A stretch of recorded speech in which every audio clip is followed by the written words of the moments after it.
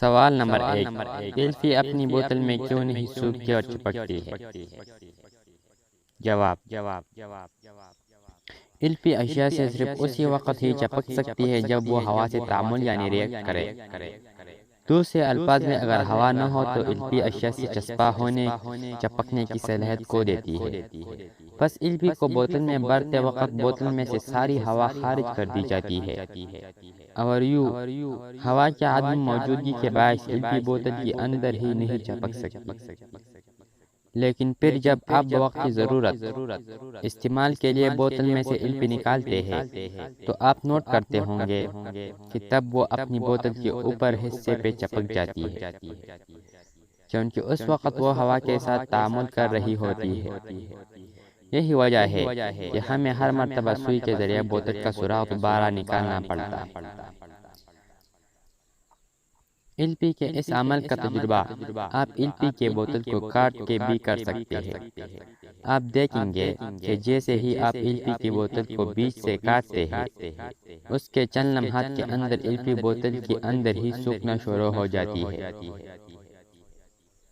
سوال نمبر 2، ہم اکثر دیکھتے ہیں کہ پرندے بجلی کی تاروں پہ بیٹھتے ہوتے ہیں، لیکن پھر بھی بجلی انہیں نقصان نہیں پہنچا سکتی۔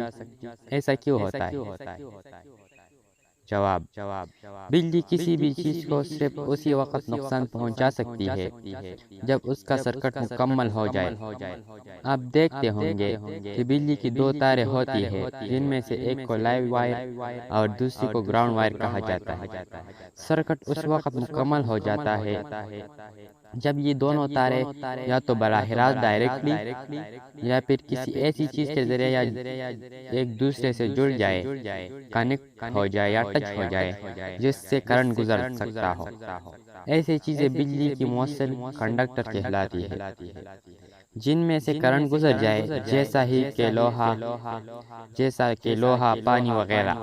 لیکن آپ دیکھتے ہوں گے کہ پرندے جب بھی تاروں پہ بیٹھتے ہوتے ہیں تو وہ دونوں تاروں پہ نہیں بلکہ ان میں سے کسی ایک تار پہ بیٹھتے ہوتے ہیں۔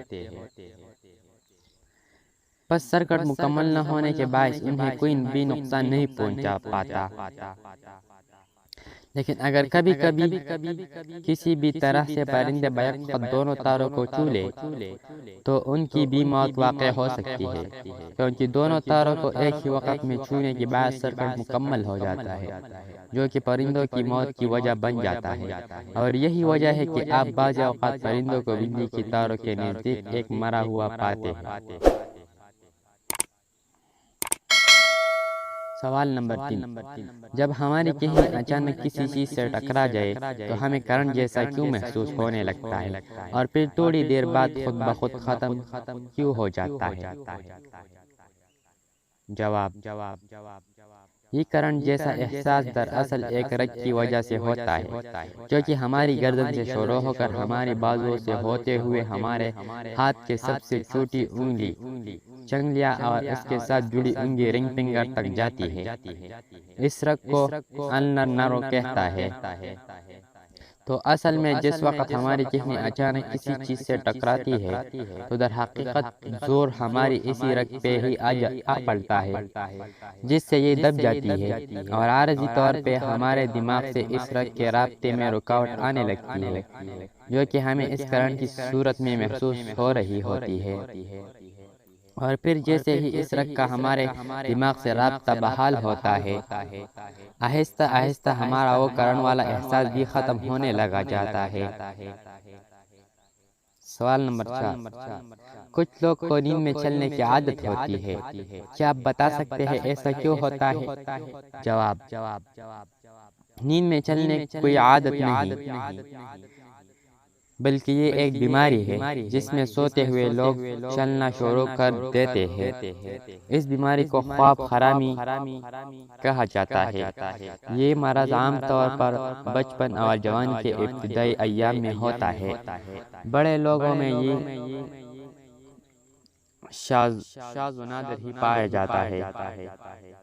اس بیماری میں مبتلا افراد سوئے ہوئے جو بھی کام سر انجام دیتے ہیں، عموماً جاگنے کے بعد وہ اس کام سے مکمل لاعلمی کا اظہار کرتے ہیں، کیونکہ حالت خواب حرامی سے باہر آتے ہیں وہ اس دوران کیے گئے تمام کاموں کو کافی حد تک بول چکے ہوتے ہیں۔